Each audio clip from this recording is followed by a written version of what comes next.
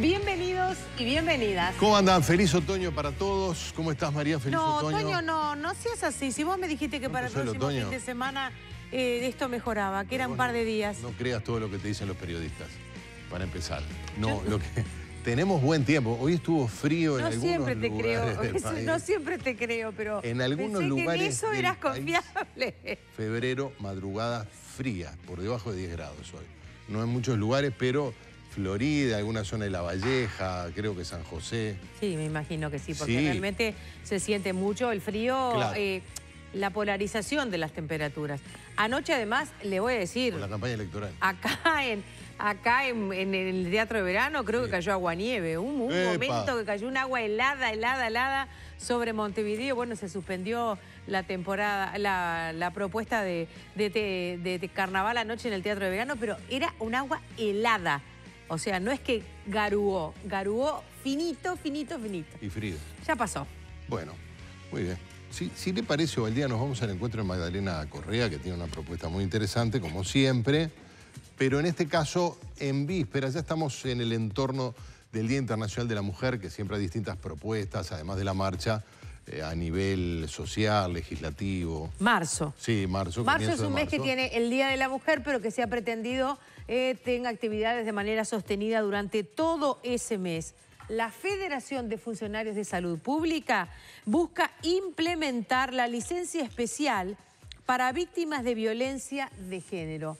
En un acuerdo con ACE, el Sindicato Médico del Uruguay y la Federación Médica del Interior. Así que esto sería para las víctimas de esos trabajadores o de ese gremio de trabajadores, pero a lo largo y ancho del país. Vamos a ver qué dice Magdalena Correa, qué se sabe y cuán adelantado está este posible acuerdo. Muchas gracias, Marina y Gerardo. Buenas tardes para ustedes y para los televidentes. También una lucha, un logro que ha conseguido la Federación de Funcionarios de Salud Pública junto con el Sindicato Médico del Uruguay y la Federación Médica del Interior. También son 10 días hábiles que se le otorgará a las víctimas de violencia de género. Este acuerdo será firmado mañana con ACE, así que bueno, es un logro que quería destacar el sindicato también. Ya estamos con el presidente de la Federación de Funcionarios de Salud Pública, Martín Pereira, que representa y por qué era tan necesario conseguir estos días para estas mujeres.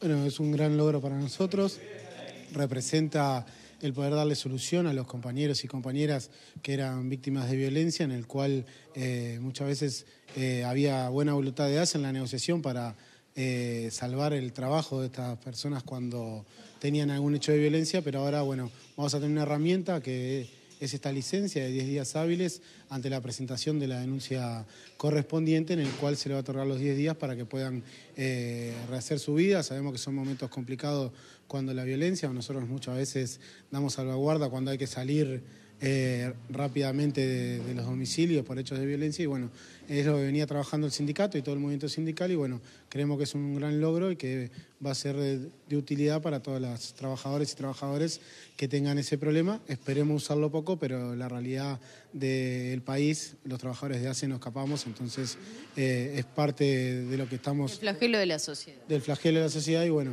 trabajando para que esos compañeros tengan la tranquilidad de poder rehacer su vida y buscar una salida a hechos que lamentamos como son los hechos de violencia. Pereira, ¿cómo y cuándo empezaron a detectar sobre todo este problema y esta necesidad de tener o de contar con esos días para, bueno, reorganizar un poco la vida de cada uno? Bueno, hace casi 2 años que venimos detectando esta problemática.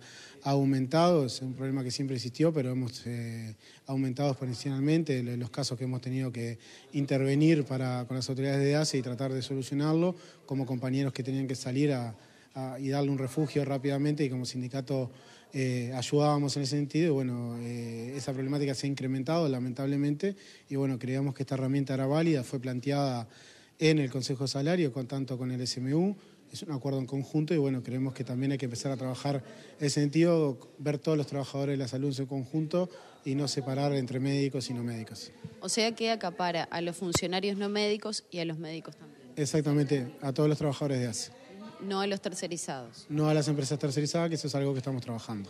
Mañana se va a implementar esto, por lo menos va a quedar vigente a partir de mañana. ¿Cómo fueron esas negociaciones con ACE y sobre todo cómo es el vínculo ahora con el nuevo presidente, con Marcos Caramuro? No, bueno, tenemos un vínculo fluido, hay un diálogo, cada uno en su rol, el sindicato como tal y la administración como tal, pero tenemos un buen diálogo y al principio de cuando asume el presidente del directorio se reunió con nosotros y el compromiso de defender al organismo, cada uno de su lado. Estábamos en época de rendición de cuentas, que siempre se fricciona más la relación, pero siempre hay un canal de diálogo abierto y eso es lo que entendemos que seguir tendiendo puentes para tener diálogo, con las diferencias que tengamos, pero con un diálogo franco y abierto que le hacen lo mejor al organismo y a los trabajadores. ¿Se tiene alguna cifra, alguna estadística de la cantidad de denuncias que ha tenido la federación a nivel de compañeras y compañeros? No, no tenemos una estadística, vamos a empezar a trabajar con la licencia, con esta conquista, a ver cuántos compañeros, si tiene una estadística de cuántas compañeras y cuántos compañeros se acogen a esta licencia, va a ser con una confidencialidad, obviamente, porque no es que todo el hospital se entere que un compañero está sufriendo de violencia, sino que con la confidencialidad y tener los datos de cuánto, una estadística al año para saber más o menos cómo evoluciona después de la licencia. Yo recién le consultaba respecto a cómo fueron detectando esta problemática y previo a este móvil, tú me comentabas que, bueno, era necesario porque a veces tenían que faltar y se tenía que ir justificando a través de los diferentes sindicatos las faltas de estas personas y también cómo es reorganizar la vida de estas personas de ahora en más. Sí, claramente ese era el problema, llegaban los sumarios por falta de los compañeros y cuando venían a conversar con el equipo jurídico, con los dirigentes de la federación, nos planteaban la problemática y ahí empezamos a detectar que era un problema que no era aislado, sino que era una problemática que se venía repitiendo. ¿Frecuente? Sí, frecuente, lamentablemente frecuente y bueno, por eso el planteo en el marco de la rendición de cuentas al Ejecutivo y el entendimiento con las autoridades de ACE para que se pudiera solucionar. ¿Llegó a haber algún despido por este motivo? No, no llegaron a haber despidos, siempre ante la intervención del sindicato y el entendimiento de ACE de que era una problemática y que acá nadie va a fingir hacer una denuncia policial de violencia por 10 días de licencia. Sería muy loco pensar eso y bueno, entonces cada caso que se trabajó y no terminó ningún despido, por suerte, porque había una problemática de fondo que era seria y en algunos casos tuvimos que intervenir para que la compañera o el compañero tuviera que ser realojado, ayudarlo a buscar alquiler y salvaguardar unos días dentro del sindicato para que pudiera rehacer su vida. ¿La firma es mañana en ACE? Mañana 12:30 en ACE y a partir de mañana ya queda efectiva para el uso de compañeras y compañeros. Muy bien, Pereira, le agradecemos este contacto con La Tarde en Casa. Un dato para nada menor, un logro, una lucha que llevan adelante ustedes, al igual que el Sindicato Médico del Uruguay y la Federación Médica del Interior del país. Muy amable. Gracias a ustedes. Muy bien, Marina y Gerardo, seguimos con ustedes. Vamos a retomar el contacto más adelante. Canela. Magdalena, gracias por este comienzo. Estamos atentos a los móviles que tú dispongas adelante en este programa. Ahora vamos a agradecerle la presencia a nuestros invitados. Los dos vienen en un día muy, muy particular, porque tienen una vocación de militancia y compromiso en torno, bueno, a trabajar contra la propuesta Pro Plebiscito Vivir Sin Miedo, justamente en el día en el que prácticamente se visibiliza la entrega de todas esas firmas. Así que vamos a agradecerles su presencia, vamos a darles la bienvenida. Están con nosotros Patricia Peralta, ha sido justamente directora del Patronato de Encarcelados y Liberados. Le agradecemos que nos acompañe en el día de hoy. Y también está con nosotros el diputado por el Partido Socialista, Roberto Chiazaro. Tuvieron un fin de semana intenso el Partido Socialista, ¿verdad? Muy intenso, muy intenso. Celebramos nuestra evaluación anual, que la llevamos a cabo en 2 congresos, el 49º Congreso y el 29º Congreso, en los cuales evaluamos, ¿verdad?, el desarrollo del partido durante estos 3 años. Sacamos muchas conclusiones, fue un congreso que se celebró en un marco de unidad y fraternidad, no exento, ¿verdad?, como siempre, de algunas puntualizaciones sobre el distinto accionar del partido. Sacamos evaluaciones del pasado, del presente y del futuro. Dentro de esa temática que estuvimos charlando, se vio precisamente de esta iniciativa de referéndum que tiene que ver con un plebiscito que va a llevar adelante en el periodo electoral el Partido Nacional de la mano, en realidad no es el Partido Nacional, ¿verdad? Es el grupo de Alianza Nacional. De Alianza Nacional. No todo el partido. Exacto, no todo el partido, porque tengo entendido que el lacatismo no está apoyando, en el cual se va a plebiscitar una iniciativa de reforma constitucional que se supone que va a garantizar el que podamos vivir sin miedo. Yo adelanto desde ya que viendo los contenidos de ese plebiscito y de las disposiciones previstas, yo creo que nos da para vivir con miedo, porque hay algunas propuestas que a nosotros ahí nos preocupan y mucho.